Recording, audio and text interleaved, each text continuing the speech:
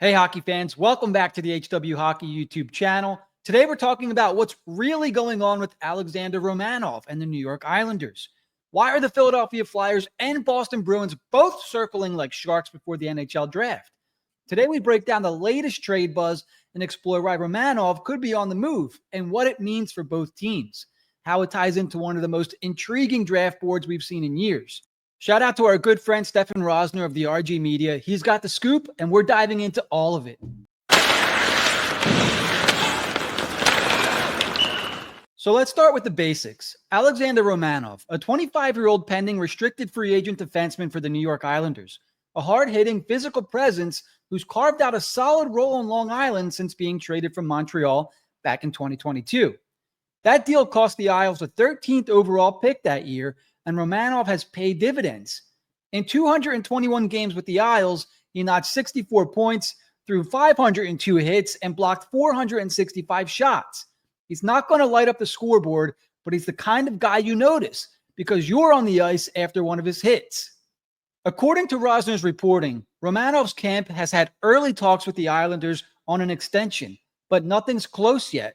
He's arbitration eligible and expected to command somewhere between $5 and $6 million annually. That's not cheap, but it's also not outrageous for a 25-year-old top four defenseman entering his prime.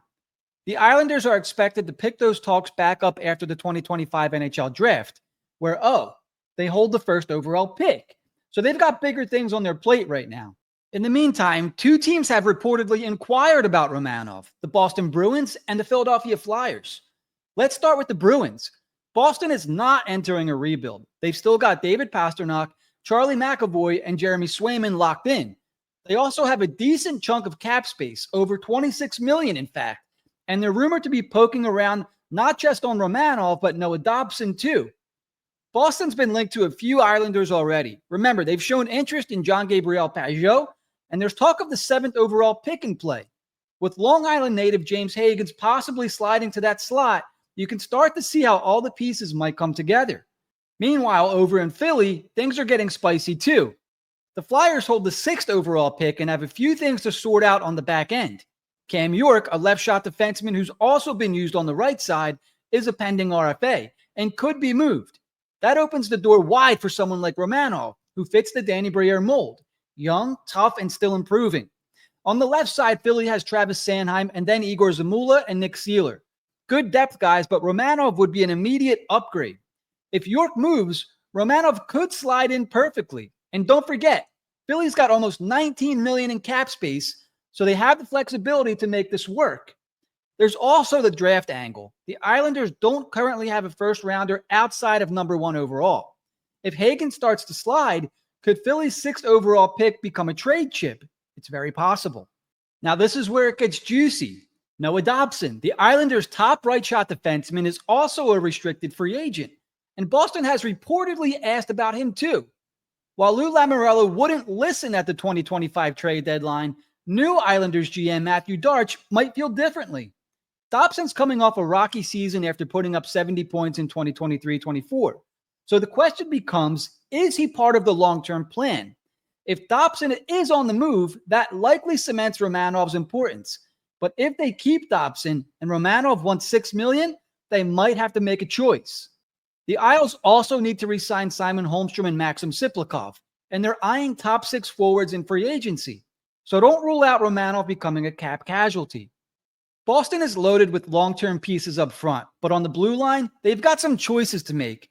Mason Lohrei, another young defenseman, is entering year 3. He's got upside, but he could be trade bait if the Bruins are looking to solidify their back end with a player like Romanov or Dobson. Boston's got free agents like Parker Wotherspoon, Henry Jokiharju, and Cole Kopka. Re-signing all of them isn't essential, but it gives Boston some leverage. So if Don Sweeney wants to build out of his defense corps quickly, he has the cap space, draft capital, and player assets to do it. But let's not forget the Islanders' big picture strategy here. They've got the 1st overall pick, and if they want Higgins later in the round, they'll need to move back in. Philly at 6 and Boston at 7, both are prime trade partners, and in a year where cap flexibility is king, dealing Romanov for a 1st and giving Dobson the bag could be the most practical path. The Isles currently have just over $20 million in cap space, which is plenty to work with, but not if they want to be serious players in free agency and keep their young core. Here's the bottom line. Alexander Romanov is on the radar, and it's not just smoke, it's heat. Whether he ends up in Philly, Boston, or stays put in Long Island, the dominoes are ready to fall. His game, built on physicality, smart reads, and playoff grit, makes him a valuable piece. But with money tight and teams looking to move up in the draft, something's got to give. Huge shout out once again to Stefan Rosner of the RG Media for reporting on this story. And if you're a Flyers or Bruins fan, buckle up. The draft is coming, and with it, some serious trade fireworks might just be around the corner. If you like this breakdown, make sure you smash that like button, subscribe for more NHL trade news and draft coverage, and let me know in the comments, should the Flyers or Bruins go all in on Romanov, or is this just about draft week noise? Thanks for watching, and don't forget to keep it high, keep it wide, and we'll see you next time on HW Hockey.